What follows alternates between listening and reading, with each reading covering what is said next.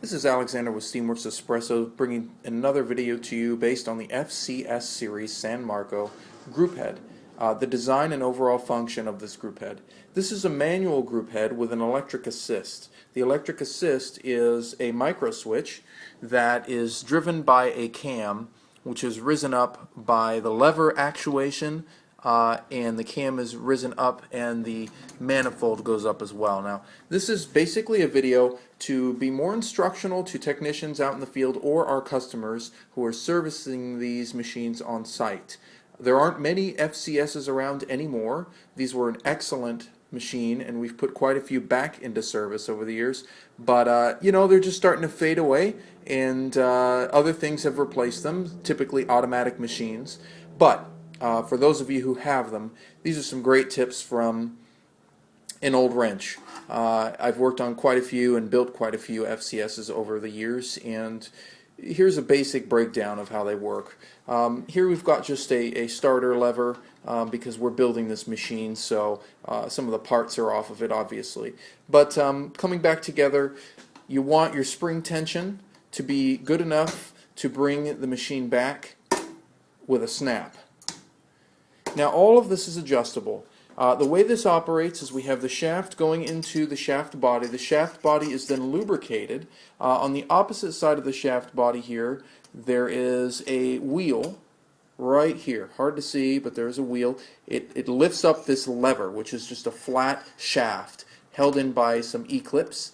When it actuates, it brings it up, as you can see there,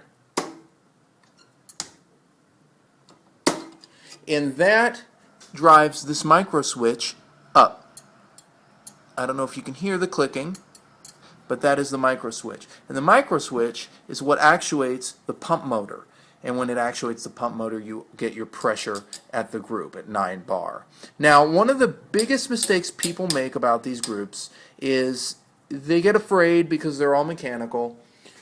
They don't replace these seals. These seals need to go up and bottom every year or two, depending on what kind of material they're made of. You know, some of the older rubbers were better than some of the stuff we're seeing today, but this stuff typically lasts about 2 years before these seals start to harden. Inside this component here, we're going to pop it open.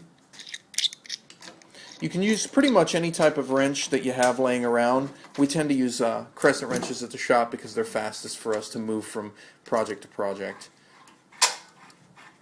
Now, all this is new. We've built this machine for a client. You can see there's a new seal there. These are crush washers. Out comes your seal. Okay? And then you have basically a spacer shim, and this is a pretty heavy solid piece of brass. And on top of the spacer shim goes this spring. Now, this is a specific tension. You can't use whatever spring out of your San Marco. These are the front steam wand springs, which have a different tension than the rear of the steam wand. So you put that right on top of the coupler. Inside there is another component, which is a body. And let's see if I can show you that. Here.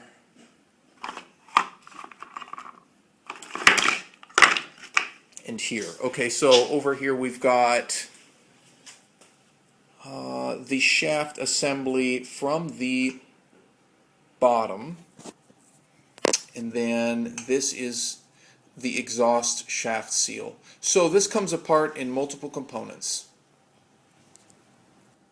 Now, this bottom portion is the exhaust seal. You can see in the center there is basically a cap bolt, and it's got a seal directly under it.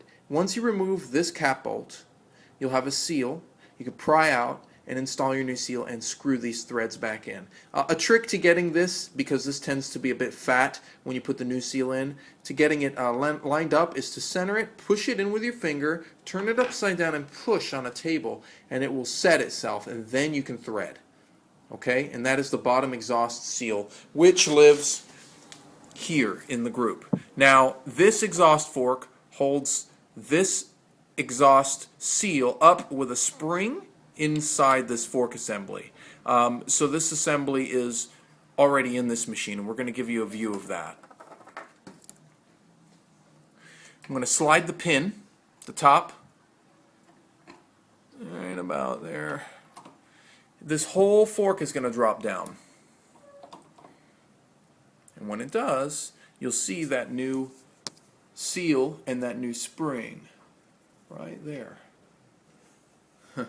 Try not to drop everything. And there's your spring. It's directly in the center.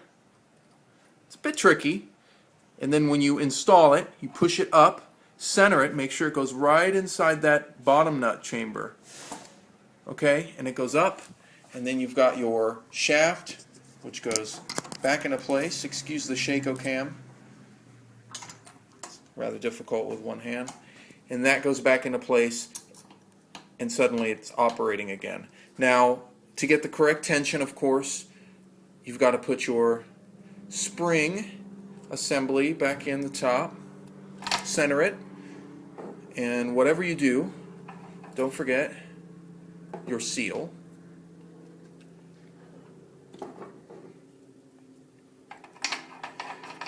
And you should feel it freely spin all the way to the bottom. If you feel that it catches at any point before it reaches the bottom, then your spring is in there crooked. So you definitely want to go back in there and reset it. And I mean your upper spring, not your lower spring. So, having some issues here. Tighten that up, put a little reef on it, and this is good to go. This assembly should function again.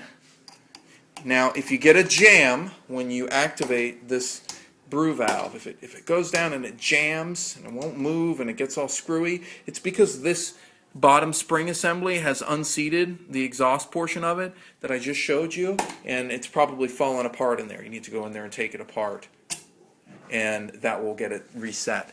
Now, there is one more part that we didn't show you because it is difficult to get apart at this point, junction in this machine's assembly. This exhaust nut here is hollow, and inside there's a seal just like there is on the top. And then inside that, there is this shaft assembly, which screws into this base, okay? And it slides down like so. So when the pin is pushed up and down, it actuates the tension on the springs. This is all theory stuff, so it's not really important. What you do need to know, what is important, is that when you're rebuilding this and you're doing that bottom exhaust seal, you also need to do this, which is a top seal. And this is looking down at it right now in its natural position. Again, it's going to be like so. And it was the piece that was inside here, underneath this nut, and the spring rests on this flat surface right here. So you didn't get to see that, and I'm showing you what that is inside there now. This shaft is bushed, and it lives within the group head, and it goes up and down whenever you actuate the group. This piece right here, pretty simple. It's a seal. You unscrew this shaft, and the seal will be removable, and you put in your new seal. It's a bigger size. You can see there's the new seal. So it'll go right in. And then once you do that, you screw it back together. You bring your cleaned and polished assembly back up and slide it on down, and then you would do what we just did. You put your spring on and you put your cap on, this cap. And that's all there is to this group. There is this seal assembly here. There is this seal assembly here, which we showed you just a moment ago with the little cap nut on it. See, that's good and burned up.